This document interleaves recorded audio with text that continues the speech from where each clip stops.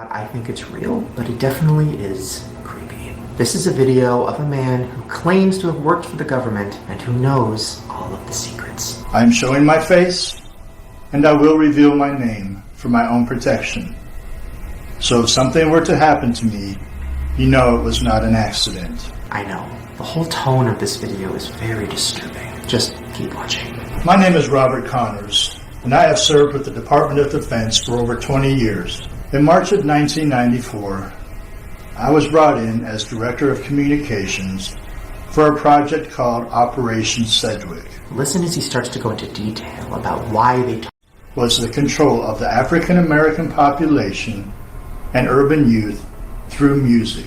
Now listen as he starts to get more specific and brings up artists' names. From the first-degree murder of Lassane Parish Crooks, also known as Tupac Shakur, to the evidence of influence of entities well beyond this federal government, beyond this world, will be revealed in these tapes. Now he also plays a portion of a phone call that supposedly happened the night before Michael Jackson died. Now once again, this might be fake, I'm not saying it's real, but either way, it is very disturbing.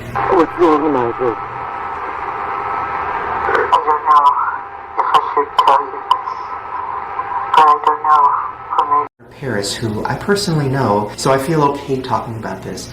Even she has brought it up. She says there's way more to this story than anybody knows, and that there's a lot of different hands involved. Now, I don't know if she's referencing the Illuminati or anything like that, but even if this video and that phone call aren't real, I don't think it's too far from the truth. And hopefully in a few months, when we find out how Prodigy actually died from the autopsy, we'll get some more truth. Okay, now let's talk about something I saw in my email that kind of blew my mind. A viewer named Chris Rodriguez sent me this, and it was a screenshot from the movie John Tucker Must Die. Now, this movie was in 2006, okay? Just remember that. Now, here is a picture from the movie. Tell me if you notice anything weird.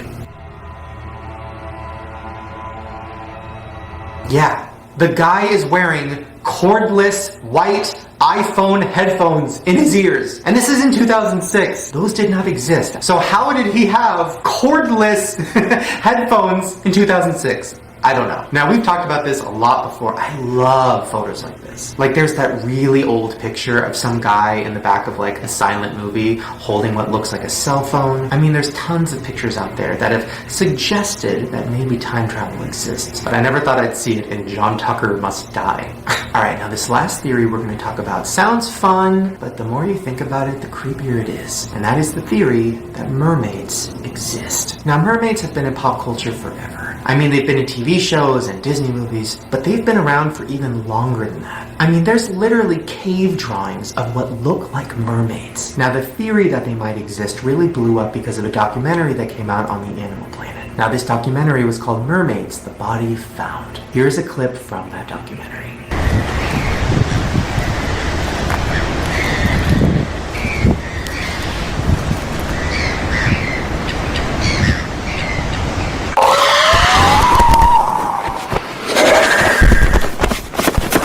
So obviously that is not real, and people for some reason thought it was. This was a mockumentary, which means a fake documentary, but it definitely made people start thinking, what if they do exist? And there's been tons of proof throughout the years that they might. I mean, here's a picture that somebody took where you can see what looks like a mermaid on a rock. Now that probably is fake, but still, I mean, it looks pretty good. Then you have this famous picture of a man standing next to what looks like a huge mermaid skeleton, and this creepy picture that looks like the body of a mermaid that washed up on shore. I mean, there's even a video that people claim is a bunch of mermaids swimming together.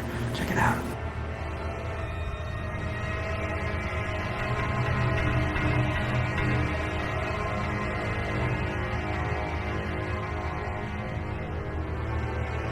Now, the person who originally uploaded that video called it dolphins swimming, so they didn't actually think it was mermaids.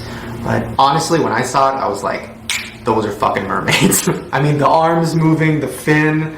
Now, once again, all of that evidence might be fake. But let's talk about the facts. And the fact is that 70% of the Earth is water. And we've literally only researched and seen 5% of it. That's right, 95% of the ocean in the world has been unexplored. So that means there's probably so much that we don't know about, so many sea creatures that we can't even comprehend. I mean, imagine going so far under the water that you're like in complete blackness. No human could breathe down there. No fucking fish could breathe down there. The only thing that could stay alive down there is what would probably look like a fucking monster. And we'll never know because we can't dive that deep to find it. So the idea of mermaids existing might not be so crazy. I mean, there's been plenty of conspiracy theories about the ocean. I mean, people believe in the Loch Ness Monster, people believe in La Llorona, and some people even believe that there's an entire world under the water where a bunch of underwater people live. Well, there's a YouTuber named Kendall Ray who made a whole video about the theory of mermaids that I found very interesting. So she's a YouTuber that does a lot of conspiracy theory videos similar to mine, and she does a lot of creepy videos. So I thought I would interview her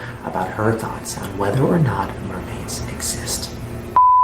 Okay guys, I am here with Kendall Ray. We are going to be talking about some mermaids. Yes, mermaids. Okay, so I was watching one of your videos and you were talking about something called the aquatic ape theory. Can you explain what that is? It's like in evolution, a type of monkey or some monkeys on one part of the globe had an environment that was mainly water because And sending them to the government. Which sounds crazy, except for the creator of Furby admitted that Furbies do record what you say because it's taking it in to learn how to talk back. Another conspiracy theory that we've talked about is that Leapfrog is actually owned by Apple. And if you don't know what Leapfrog is, basically Leapfrog creates these like fake Mac products for children. There's like an iPad and a laptop and a fake iPhone. And some people think that Apple created all of that to get little kids interested in iPhones and iPads and laptops so that when they're old enough, they'll buy an Apple. Now those two aren't that crazy, but these next ones are. Now there's a theory that some kids' toys that talk are actually saying subliminal messages to your kids. And some of them aren't even subliminal. Some of them you can literally just hear. Now this first one is the latest and probably the biggest controversy about kids' toys. And that is that Hatchimals, which are the newest toy right now, actually cuss. So Hatchimals are these like little talking birds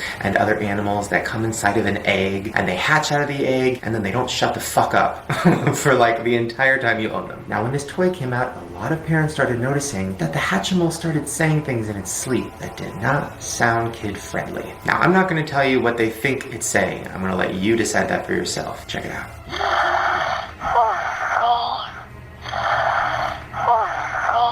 Did you hear it?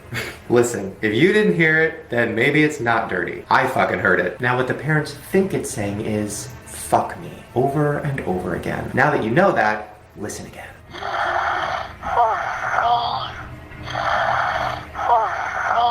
I know, it's pretty fucking crazy.